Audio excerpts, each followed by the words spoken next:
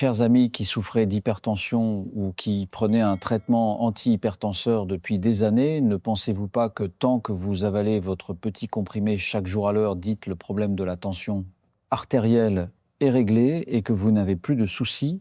Pensez-vous qu'une fois le traitement pris correctement, vous pouvez continuer à vivre comme avant, à manger et à boire ce que vous voulez sans que cela ait de grandes conséquences? Si c'est vraiment ce que vous pensez, alors la vidéo d'aujourd'hui est à voir absolument, car une seule idée fausse de votre part pourrait considérablement réduire l'efficacité de votre médicament, voire, sans que vous vous en rendiez compte, pousser votre corps au bord du danger. Commençons par une histoire vraie qui s'est passée dans mon entourage. Mon voisin Giovanni, âgé de 72 ans cette année, est un cas typique d'hypertendu de longue date. Il prend des médicaments pour la tension depuis plus longtemps qu'il ne prend des compléments alimentaires. Giovanni est une personne particulièrement disciplinée. Si le médecin dit une fois par jour, il n'oserait jamais en prendre deux. Si le médecin dit le matin, il ne remettrait jamais au midi. Il dit souvent, la tension artérielle, c'est comme l'éducation des enfants, il faut la surveiller tous les jours sans jamais relâcher. Pourtant, malgré toute sa rigueur, il lui est arrivé récemment une mésaventure qui donne froid dans le dos. Ce jour-là, il se rendait au marché pour faire ses courses. Au moment de traverser la rue, le feu piéton venait de passer au vert. Il s'apprêtait à avancer quand soudain il fut pris d'un terrible vertige. Il sentit le monde entier tourner sa vue ce voilà et ses jambes se dérobèrent. Il faillit s'effondrer. Heureusement, un jeune homme à côté de lui a eu le réflexe de le rattraper, évitant ainsi un accident grave. Giovanni, terrifié, sentait son cœur battre à tout rompre comme s'il allait sortir de sa poitrine et des sueurs froides le parcouraient. Il ne comprenait pas. Pourquoi, alors qu'il prenait son médicament chaque jour sans faute et que les chiffres sur son tensiomètre semblaient stables, avait-il vécu une scène aussi effrayante? Finalement, ce médicament le prend-il correctement ou non? À long terme, est-ce que ce traitement prolonge sa vie ou est-ce qu'il pose une bombe à retardement? Je suis convaincu que le doute de Giovanni n'est pas un cas isolé. Parmi les millions de patients hypertendus sous traitement chronique, trop de gens comme lui ne connaissent qu'une partie de l'histoire. Ils pensent qu'en prenant leurs médicaments tout est réglé, mais ils ignorent les nombreux signaux d'alarme que leur corps leur envoie. Et ils ignorent encore plus que certains aliments de nos repas quotidiens sont en train de saboter, en toute discrétion, l'efficacité des médicaments que vous prenez. Aujourd'hui, sur notre chaîne Santé Maligne, nous allons décortiquer ce problème en profondeur. Si vous ou un membre de votre famille prenez également des antihypertenseurs, je vous prie de regarder cette vidéo jusqu'au bout. Nous vous expliquerons en détail les 3 situations où votre corps vous envoie une alerte vitale, vous obligeant à arrêter immédiatement le traitement et à consulter un médecin. Parallèlement, le docteur Hugo Mercier insiste sur le fait qu'il y a 4 types d'aliments qu'il vaut mieux éviter, sinon votre tension artérielle pourrait non pas baisser mais augmenter. Avant d'entrer dans le vif du sujet, si vous vous souciez sincèrement de votre santé et de celle de votre famille, veuillez cliquer sur le bouton d'abonnement ci-dessous et activer les notifications. Ainsi, vous ne manquerez pas nos futurs conseils de santé pratiques. Ici, nous révélons les vérités sur la santé que les médias grand public vous disent rarement avec franchise. Si vous aimez le contenu que nous partageons, veuillez taper 1 dans la section des commentaires. C'est le soutien le plus chaleureux pour notre création continue. Si vous ou votre famille êtes également confronté à des problèmes similaires, n'hésitez pas à laisser un message dans la zone de commentaires ci-dessous, je ferai de mon mieux pour vous répondre. Bien, passons au sujet du jour. Tout d'abord, nous devons adopter la bonne mentalité. L'hypertension est une maladie chronique. Actuellement, il n'existe aucun remède miracle dans le monde entier. Par conséquent, prendre des médicaments antihypertenseurs pour soulager et contrôler les symptômes est la méthode principale pour prévenir des conséquences graves comme l'infarctus du myocarde ou l'AVC. De ce point de vue, les antihypertenseurs sont nos amis indispensables, mais comme le dit le vieil adage « tout médicament a son revers », les antihypertenseurs ont aussi leur petit caractère, c'est-à-dire leurs effets secondaires. Nous ne devons pas les rejeter à cause de cela, mais plutôt les comprendre et savoir comment cohabiter pacifiquement avec eux. Cliniquement, il existe plusieurs grandes classes d'antihypertenseurs et leurs effets secondaires diffèrent. Première classe, les inhibiteurs des canaux calciques. Les médicaments représentatifs incluent l'anifédipine, l'amlodipine, la félodipine, etc. La plupart des noms se terminant par dipine appartiennent à cette catégorie. Ils agissent comme des ingénieurs de la circulation urbaine en forçant l'élargissement des vaisseaux sanguins de notre corps qui se sont rétrécis à cause de la tension, permettant ainsi au flux sanguin de circuler plus facilement et de réduire la pression. Leurs effets secondaires, la route étant élargie et le flux sanguin accéléré, les sensations les plus directes sont des maux de tête et des rougeurs au visage avec une sensation de chaleur. Beaucoup de gens ressentent une légère douleur lancinante et leurs joues deviennent rouges comme s'ils avaient bu de l'alcool. Des données cliniques montrent que jusqu'à 20 à 30% des patients prenant ces médicaments présentent ce type de réaction. Ensuite, avec la dilatation des vaisseaux, la perméabilité de la paroi vasculaire augmente et les fluides corporels peuvent plus facilement s'infiltrer dans les tissus. C'est pourquoi certaines personnes peuvent présenter un œdème aux chevilles ou aux jambes. En appuyant avec le doigt, une fossette se forme. Un petit nombre de personnes peuvent également présenter une hyperplasie gingivale, gonflement des gencives. Pour compenser la dilatation soudaine des vaisseaux, le cœur peut se mettre à travailler davantage, provoquant une tachycardie réflexe, ce que nous appelons communément des palpitations. Deuxième classe, les médicaments d'emprise, les IEC. Les représentants sont le captopril, l'énalapril, le ramipril, etc. Ces médicaments agissent comme un intercepteur de messages, bloquant spécifiquement la production d'un mauvais message qui provoque la contraction des vaisseaux, l'angiotensine maintenant, ainsi les vaisseaux dans un état de relaxation. Leur principal effet secondaire est une toux sèche irritante et tenace. Cette toux est très pénible. On a l'impression d'avoir une petite plume qui vous chatouille constamment la gorge. C'est insupportable, mais on ne crache rien. C'est particulièrement pire la nuit dans le silence en position allongée. La toux devient si forte qu'elle empêche de dormir et inquiète la famille qui peut penser à un problème pulmonaire. Les statistiques montrent qu'environ 10 à 30% des patients en sont profondément affectés. De plus, ils présentent un risque potentiel d'hyperkaliémie de potassium élevé dans le sang. Ils réduisent l'élimination du potassium. Si le patient a déjà une fonction rénale affaiblie ou prend en même temps des suppléments de potassium, il est très facile d'aboutir à un taux de potassium sanguin excessif, ce qui est très dangereux. Troisième classe, les diurétiques. Les représentants sont l'hydrochlorothiazide, l'indapamide, etc. Ces médicaments agissent comme la pompe de drainage du corps. En favorisant l'élimination par les reins de l'excès de sodium et d'eau, ils réduisent le volume sanguin pour atteindre l'objectif de baisse de la tension. Ils sont particulièrement adaptés pour l'hypertension sensible au sel et chez les personnes âgées. Leurs effets secondaires, parfois ils agissent avec trop de force et éliminent sans distinction les électrolytes essentiels au corps. Le plus courant est l'hypokaliémie manque de potassium. Quand le sang manque de potassium, on se sent faible, avec des douleurs musculaires et un état d'abattement, comme si le corps était vidé de son énergie. Chez les patients sous traitement à long terme, la proportion de cas d'hypokaliémie peut atteindre 10 à 20%. Pour le cœur, le manque de potassium est un problème encore plus grand.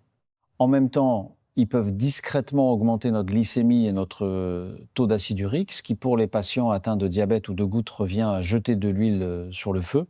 Quatrième classe, les bêta-bloquants. Les médicaments représentatifs sont le métoprolol, le bisoprolol, le propranolol, etc. Ces médicaments agissent comme un métronome cardiaque, agissant directement sur le cœur pour calmer un cœur trop excité qui bat trop vite, ralentir la fréquence cardiaque et diminuer la consommation d'oxygène du myocarde, réalisant ainsi une baisse de la tension.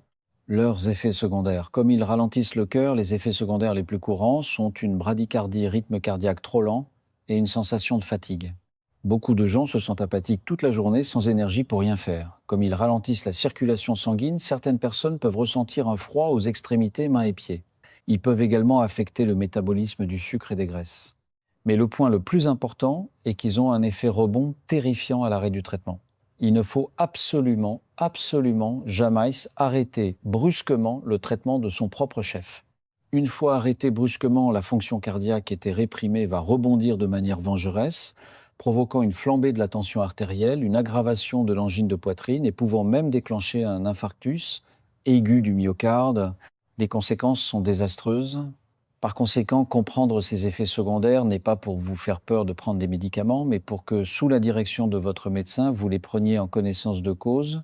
Lorsque des problèmes surviennent, vous pouvez les détecter à temps et y faire face sereinement. Donc vous voyez, avant de choisir un médicament, il est impératif de communiquer pleinement avec votre médecin sur votre état de santé afin qu'il puisse faire un choix sur mesure pour vous. Si des malaises apparaissent pendant le traitement, il faut également le signaler rapidement. Ne vous obstinez surtout pas à endurer en silence.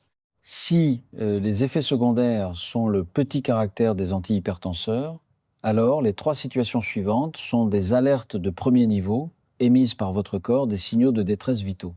Dès leur apparition, n'hésitez pas une seconde, arrêtez immédiatement de prendre le médicament et cherchez de l'aide médicale sans délai.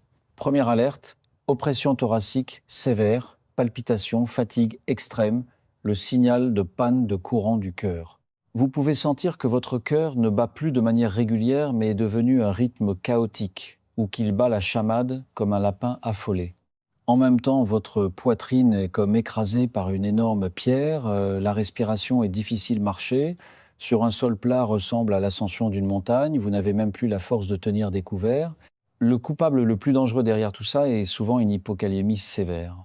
Lorsque des médicaments comme les diurétiques font chuter la concentration de potassium dans le sang à un niveau extrêmement bas, les cellules du myocarde responsables des battements cardiaques à court d'énergie se mettent en grève. Elles ne peuvent plus se contracter et se détendre normalement, ce qui provoque de graves arythmies, voire un arrêt cardiaque. Mesure à prendre, arrêtez immédiatement tous les antihypertenseurs. Si vous êtes conscient, demandez à un membre de votre famille de vous emmener immédiatement aux urgences les plus proches. Si la situation est grave, n'hésitez pas à appeler les services d'urgence. Vous aurez besoin d'un contrôle immédiat du potassium sanguin et d'un électrocardiogramme, ainsi que d'un traitement professionnel de supplémentation en potassium par voie intraveineuse. Deuxième alerte, toux sèche persistante et insupportable, le cri d'alarme des voies respiratoires. Cette toux n'est plus un simple inconfort, c'est une torture. Vous pourriez être terriblement embarrassé lors d'une réunion importante à cause d'une quinte de toux incontrôlable. Vous pourriez être réveillé au milieu de la nuit par une démangeaison dans la gorge, incapable de vous rendormir. La toux continue pourrait vous rendre aphone, vous causer des douleurs thoraciques et même faire croire à votre famille que vous avez une grave maladie pulmonaire. C'est presque certainement dû à l'accumulation d'un médicament de la classe des priles dans votre corps, provoquant une toux induite par la bradykinin devenue intolérable. Lorsque la toux affecte gravement votre sommeil, votre travail et votre vie sociale, ce n'est plus un effet secondaire tolérable, mais un problème médical qui doit être traité. Mesure à prendre, rendez-vous immédiatement chez votre médecin. Décrivez en détail la fréquence, l'intensité de votre toux et son impact sur votre vie. Le médecin vous prescrira un autre médicament au mécanisme d'action similaire, mais qui provoque très rarement la toux comme un médicament de la classe des sartans. Ce problème est généralement considérablement soulagé dans la semaine ou les 2 semaines suivant le changement de médicament. Troisième alerte, vertige récurrent, voile noir devant les yeux, voire syncope, le signal d'ischémie du cerveau. Tout comme l'expérience de Giovanni, vous pouvez, en vous levant du lit, en vous levant du canapé, ou même simplement en tournant la tête, sentir soudainement le monde, tourner voir noir et avoir besoin de vous accrocher à un mur ou à un meuble pour rester stable. Ce n'est plus un simple vertige, mais une manifestation typique d'hypotension orthostatique. Dans les cas graves, cela peut entraîner une perte de conscience directe, c'est à dire une syncope. C'est un signal dangereux indiquant que votre tension artérielle est trop basse. Cela peut être dû à un dosage de médicaments trop élevé, à une combinaison de plusieurs antihypertenseurs dont l'effet est trop puissant, ou à des causes comme la déshydratation. Lorsque la pression chute, le flux sanguin vers le cerveau diminue instantanément et le cerveau en manque de sang et d'oxygène tire la sonnette d'alarme. Pour les personnes âgées, une chute due à une syncope peut très facilement entraîner des blessures secondaires mortelles comme des fractures ou une hémorragie intracrânienne. Mesure à prendre. Dès que cette situation se produit, adoptez immédiatement une position allongée, la tête basse, et surélevez les jambes pour augmenter le plus rapidement possible l'apport sanguin au cerveau. Cessez temporairement de prendre vos antihypertenseurs et consultez un médecin dès que possible pour ajuster votre plan de traitement. Le médecin devra réévaluer votre niveau de tension artérielle pour trouver un dosage sûr qui soit à la fois efficace pour abaisser la tension sans provoquer d'hypotension. Après avoir parlé des médicaments, revenons à la grande question de l'alimentation. Souvent, ce n'est pas que le médicament est inefficace, mais que ce que nous mangeons entre en conflit avec lui, neutralisant son effet.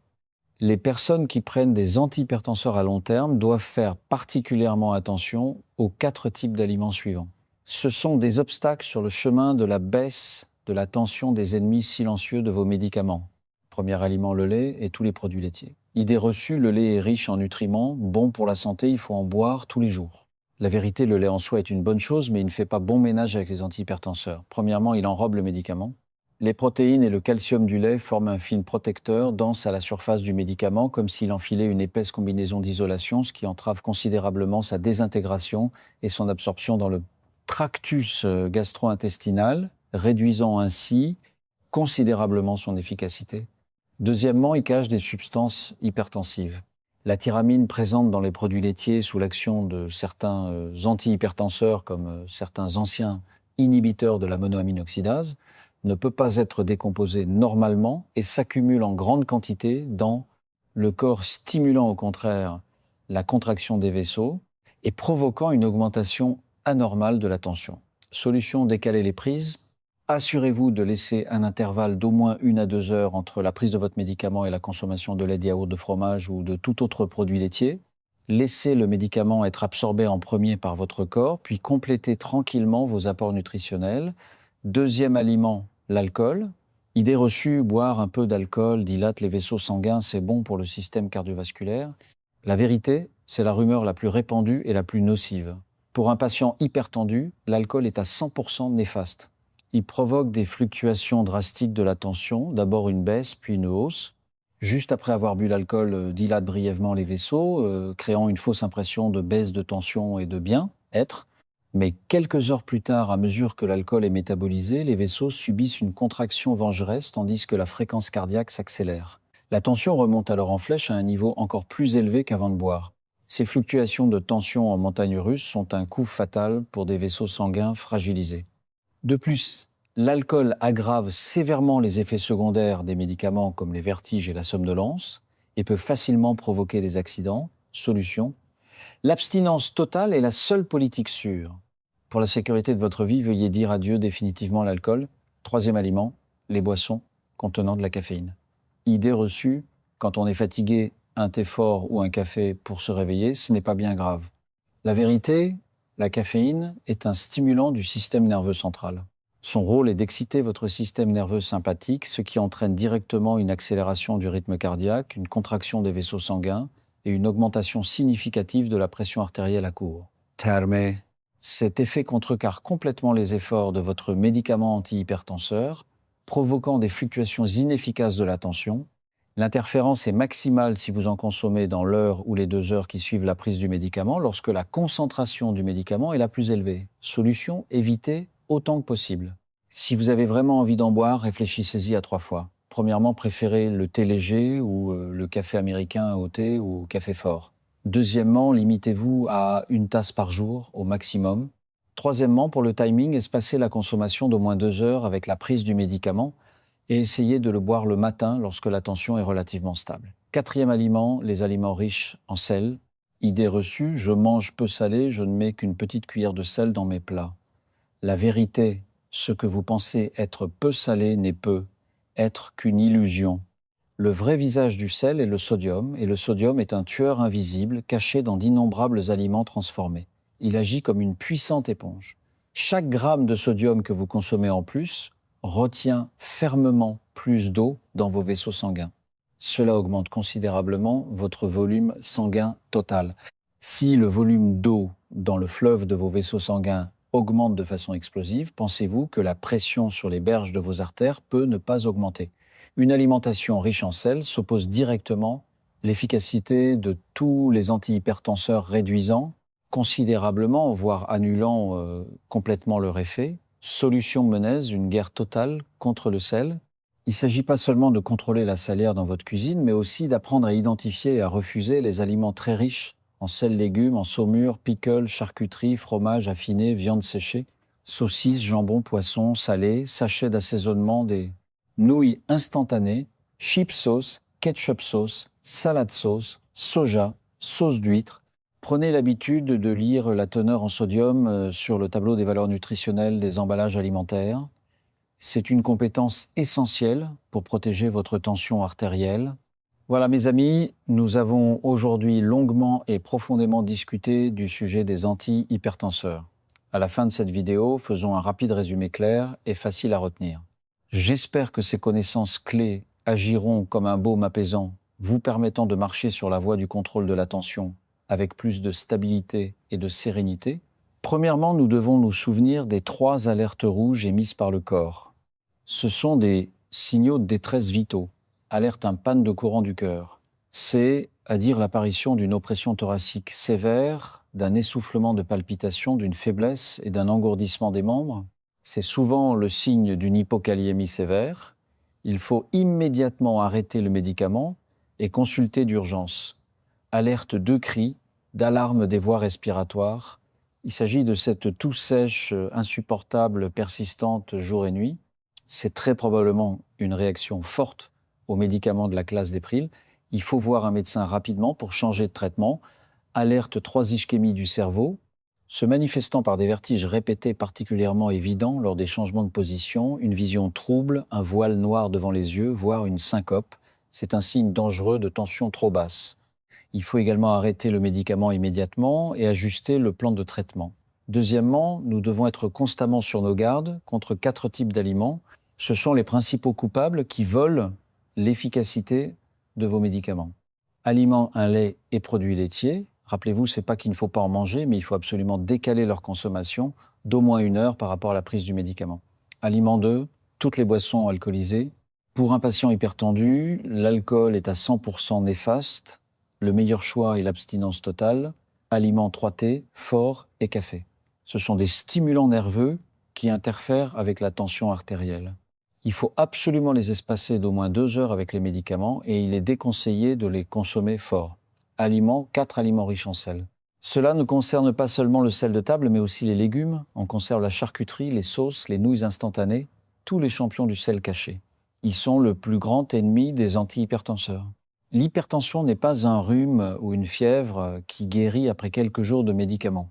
C'est plutôt un partenaire avec lequel nous devons coexister pacifiquement toute notre vie. Et les antihypertenseurs sont l'outil le plus important pour maintenir cette relation pacifique.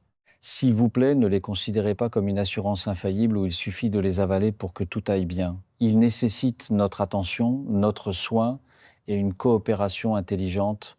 Je vous implore de vous considérer comme le commandant en chef de votre propre santé.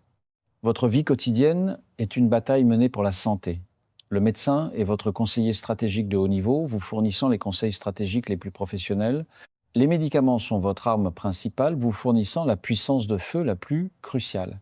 Mais, en fin de compte, comment déployer les troupes, comment allouer les ressources, comment éviter les pièges, tout cela nécessite vos propres décisions.